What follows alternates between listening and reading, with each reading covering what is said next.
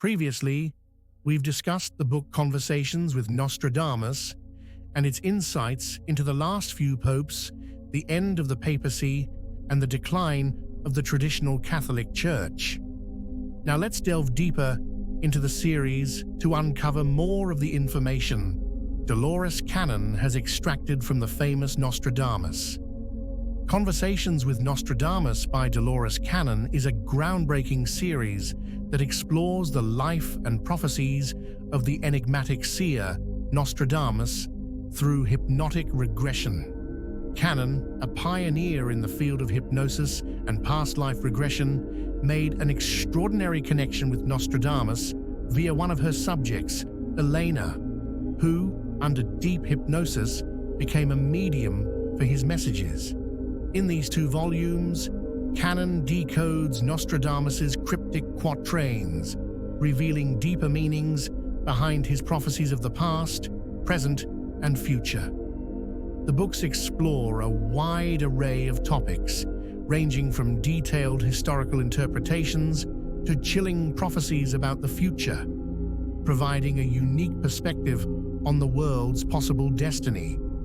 For Cannon, this was not just an intellectual exercise, but a mission that required a deep spiritual and metaphysical connection to one of history's greatest prophets.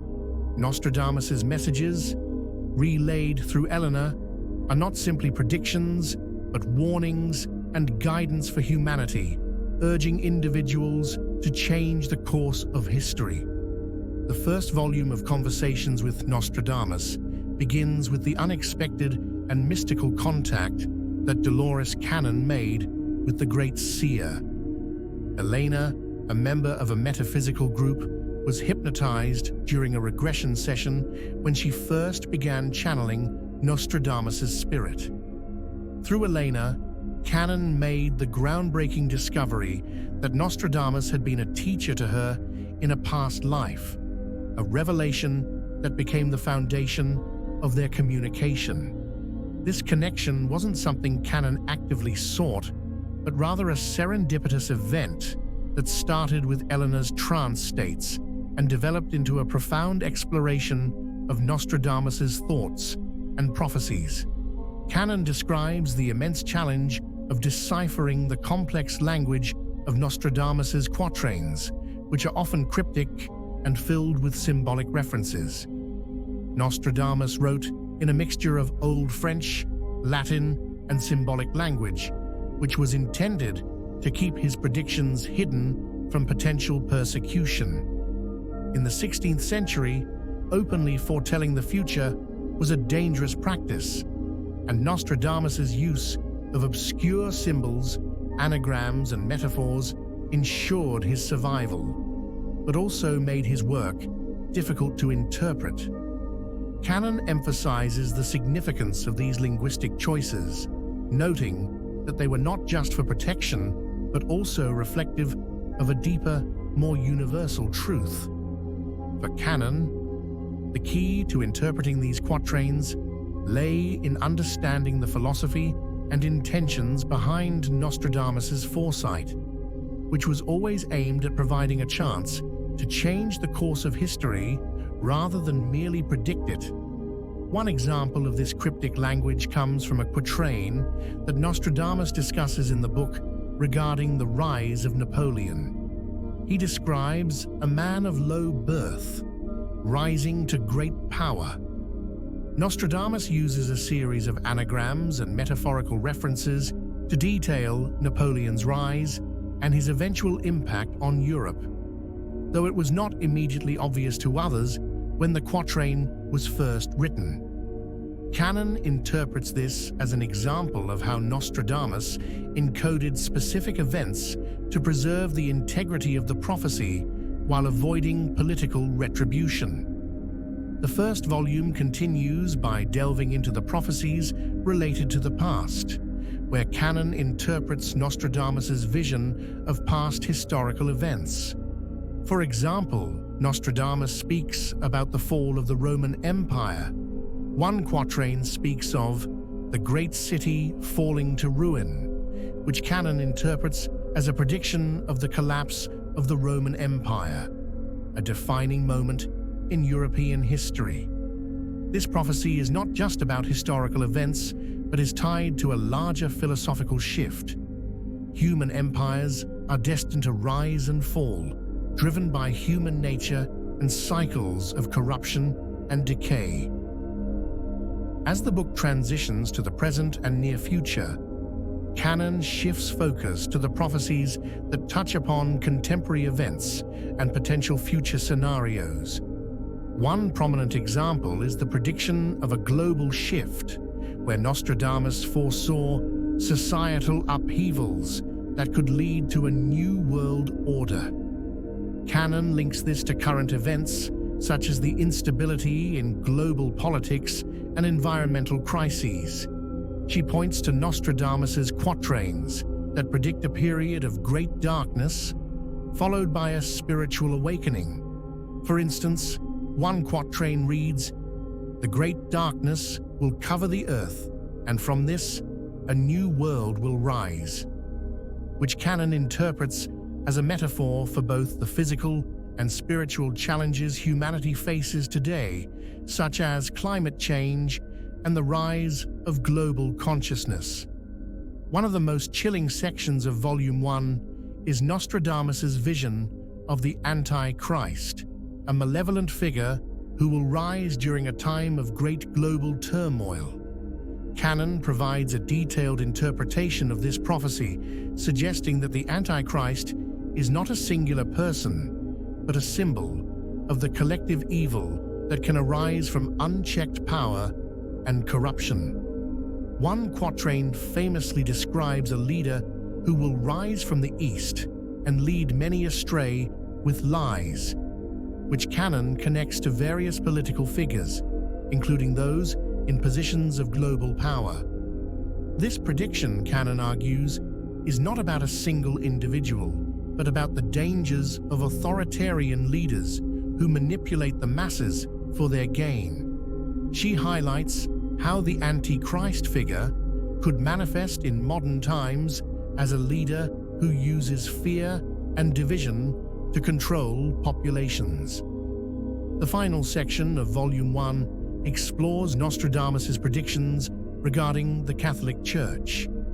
In one particularly compelling quatrain, Nostradamus speaks of the Church in disarray, its headship divided. Cannon interprets this as a foretelling of the crisis within the Catholic Church that would come in the form of corruption, scandals, and a weakening of its spiritual influence over the people. Cannon elaborates on how this prophecy may relate to the modern struggles of religious institutions in a world increasingly secular and focused on materialism. This section emphasizes that the Church's role in future global events will diminish as people begin seeking more spiritual fulfillment outside traditional religious structures. Volume 2 of Conversations with Nostradamus continues the exploration of Nostradamus's quatrains, offering deeper insights into his visions of the future. The connection between Cannon and Nostradamus strengthens, with Elena continuing to serve as the medium through which his spirit communicates. This volume expands on the themes introduced in the first book and delves deeper into the global transformations Nostradamus foresaw. He provides a more detailed roadmap of the future, painting a picture of both catastrophic events and the possibility for spiritual renewal. One of the most striking aspects of Volume 2 is the emphasis on the future of humanity, particularly the potential for large-scale war and societal collapse. Nostradamus speaks about a period of intense global conflict where nations will engage in war over resources, ideology, and power. A key quatrain describes a great war that will spread like wildfire across the globe, which Cannon ties to the increasing tensions in modern geopolitics, such as the potential for nuclear conflict and resource wars. Bear in mind that the book was written 20 to 30 years ago. but it seems more valid now than when it was first published, suggesting that the chaotic times Nostradamus warned us to be ready for might actually be unfolding now.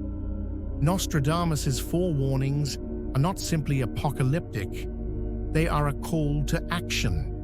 The wars he predicts are avoidable if humanity becomes aware of the forces that are leading the world toward destruction. The idea of a shift in human consciousness is another key theme in Volume 2. Nostradamus foresees a time when humanity will experience a spiritual awakening, leading to a new era of peace and cooperation. This shift is not an immediate event, but a gradual transformation that occurs as individuals become more aware of their spiritual nature.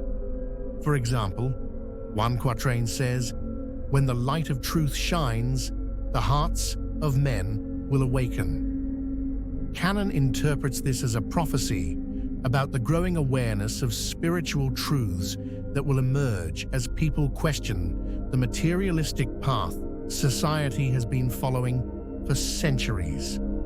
This shift, according to Nostradamus, will come after a period of great darkness, where humanity must first confront its flaws and destructive tendencies before it can reach a higher state of consciousness. Nostradamus also provides insights into the rise of a new world order in Volume 2. As political power shifts from traditional Western powers, new forces will emerge to reshape global governance. One famous quatrain describes a new empire rising from the east. Its power will spread like the river's flood. Cannon connects this to the rise of China and other Eastern powers that are challenging the traditional dominance of the West.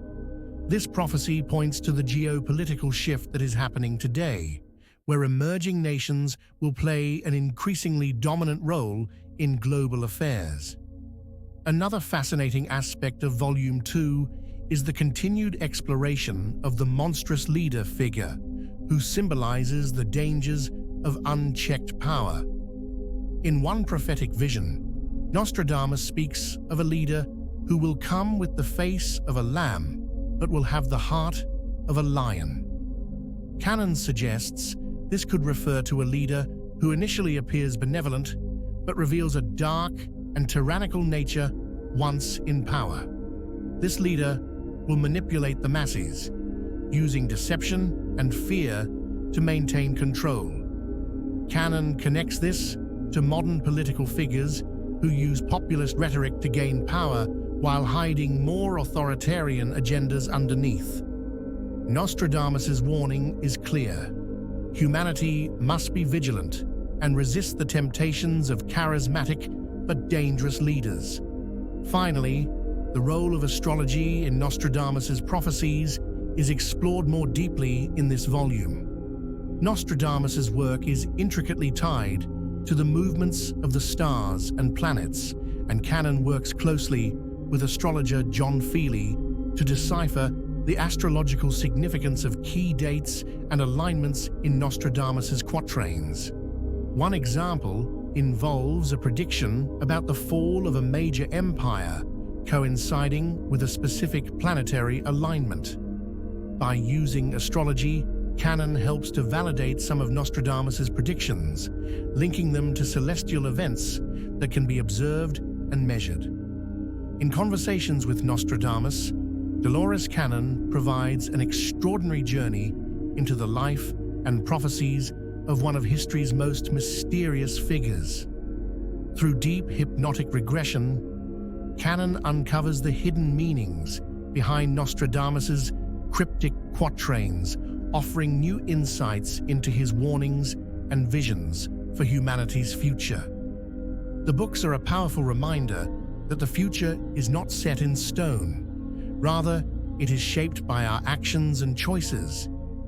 Nostradamus's prophecies, while often dark and unsettling, are ultimately messages of hope, urging humanity to awaken to its spiritual potential and change the course of history. Through these volumes, Cannon not only brings Nostradamus' words to life, but provides a roadmap for how we might navigate the challenges of the modern world, avoiding the mistakes of the past and creating a more enlightened future.